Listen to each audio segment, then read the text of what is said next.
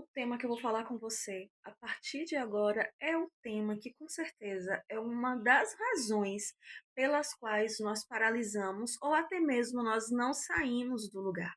É sobre a crítica. Então, se você quer transformar a sua mente e começar a realizar os seus sonhos, fica aqui, porque eu tenho certeza que você vai literalmente transformar a sua mente. Para contextualizar esse tema, eu quero contar um breve relato sobre duas mulheres que foram muito criticadas e está lá na Bíblia.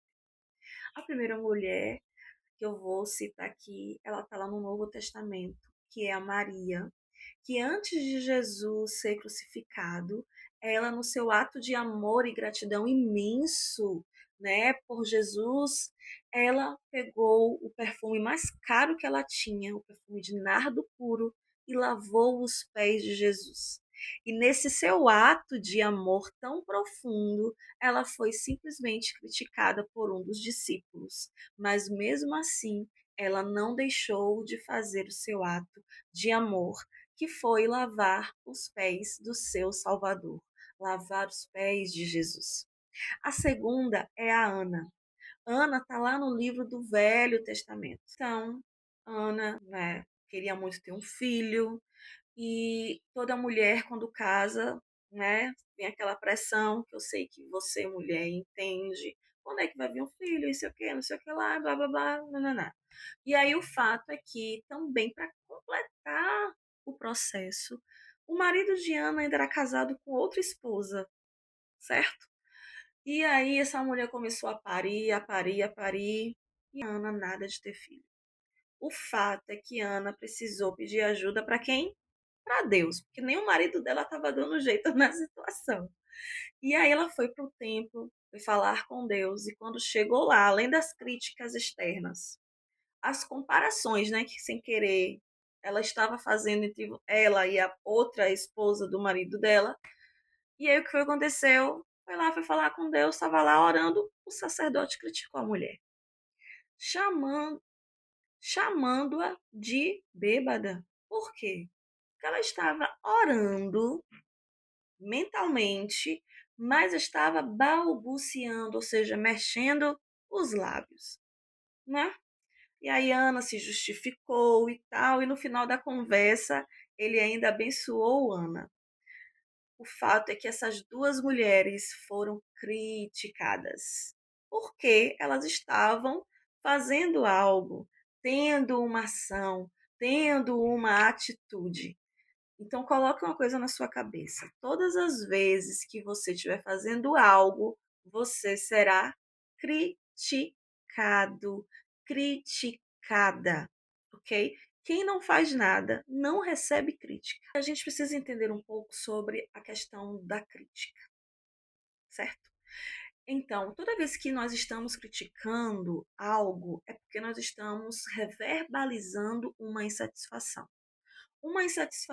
de nós mesmos sobre alguma situação que nós estamos vivendo ou passando, então nós queremos transferir aquilo ali para alguma pessoa. Aí eu disse lá no início que é quando alguém está fazendo algo. Mas aí você pode pensar, mas eu não estou fazendo nada, mas mesmo assim eu estou recebendo críticas. Talvez esse seu nada seja o lugar onde a pessoa gostaria de estar. Então, ela, para poder demonstrar a sua insatisfação sobre a condição que ela está, ela transfere isso, ela verbaliza isso para alguma situação. Então, a crítica, ela começa a ser uma mola de escape de algum estresse, de alguma dor, de algo que machuca. Então, quando a gente critica, normalmente é porque a gente já se estressou por algo. Então, estresse, crítica, entendeu?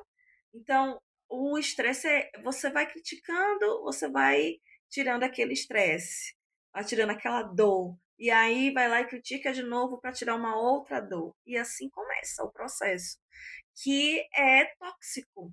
Porque cada vez que você critica sobre algo, você não está resolvendo o seu problema, você está causando mais problemas, porque normalmente você não critica sozinho, você critica com alguém. Por isso que a crítica ela fala mais sobre o crítico, sobre as pessoas que estão criticando, do que as pessoas que estão fazendo algo. Então, quando a gente for falar sobre crítica, sobre fazer o ato da crítica, a gente tem que sempre se lembrar, olha, isso aqui está falando de mim. Qual é a dor que eu estou sentindo? Por que, que eu estou agindo dessa forma? Por que, que eu estou criticando? Entende? Aí a gente começa a ter uma autoavaliação sobre isso. E quando a gente recebe a crítica, a gente também tem que pensar, tem que lembrar. Não, peraí, se ela está me criticando, se está falando isso, se está falando aquilo, é porque é ela que está sofrendo, é ela que está com a dor, é ela que precisa de ajuda. E quem pode ajudar muitas vezes é o criticado, tá bom? Então pensa nisso. Essa é a parte que eu gosto muito e que eu vou falar para você. Uma pausa para pedir para você dar o seu joinha aqui neste canal e já se inscreva neste canal se você ainda não é inscrito, tá certo? E continua assistindo. Desde que o mundo é mundo, existiu pessoas, existiu críticas. Onde houver pessoas, existe críticas. Ah, Josi, por que essa parte é tão interessante para você? Porque olha só, você já pensou se Ana não tivesse tido a atitude de ter ido no templo para falar com quem iria resolver o problema? O que, que ia acontecer? Entende? Se ela não tivesse falado para o sacerdote o porquê que ela estaria lá, porquê que ela esteve lá, o que, que iria acontecer com ela? Ela nem estaria lá no livro da Bíblia. Maria, se Maria não tivesse lavado os pés de Jesus com o nardo puro, Maria também não tinha entrado nem na Bíblia. Então, para você deixar uma história, para você marcar vidas, para você escrever uma história, um legado, você precisa ter atitude. Como é que você vai ser lembrado se você não fazer aquilo que você precisa fazer? Mesmo com a crítica, você precisa fazer aquilo que você precisa fazer. Como assim, Josi? Sim, tem coisas que tem no seu coração, tá aí na sua mente, tá nos seus projetos, tá nos seus sonhos, mas você não faz porque você tem medo do que o outro vai pensar, vai ter medo do que o outro vai falar, vai ter medo. Gente, do mundo, desde que há mundo existiu a crítica. E isso não pode impedir você de fazer aquilo que precisa ser feito, de realizar os seus sonhos. Entendeu o processo? Pessoas só recebem críticas porque ela fez algo. Mas não é um algo qualquer. Mas o que eu estou querendo dizer é fazer um algo que você vai ter frutos depois. Entende? Como, por exemplo, algo que tenha princípios, que tenha valores, que reverbere, que transforme a vida de pessoas. Entende? Ah, mas eu não estou no momento perfeito. Não espere o momento perfeito. Eu falo isso por experiência própria. Não espere o momento perfeito. Não existe momento perfeito. O momento é agora. Você, com certeza você já ouviu sobre isso. Mas você tem que fazer agora. Não é depois, quando eu tiver a câmera, quando eu tiver não sei o quê. Não existe o perfeito. É agora. E para finalizar, eu quero que você fixe isso na sua mente. Se estão criticando, é porque você está fazendo algo.